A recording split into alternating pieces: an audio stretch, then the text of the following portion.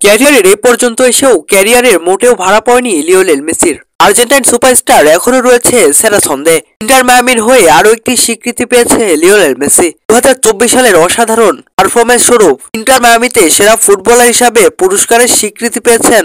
পুরস্কার পেয়েছেন Argentine superstar Leo Messi. 2024 সালে লিওনেল মেসি ইন্টার মায়ামির হয়ে 19টি ম্যাচ খেলে গোল করেছে 20টি। এখানে অ্যাসিস্ট করেছে 16টি গোল।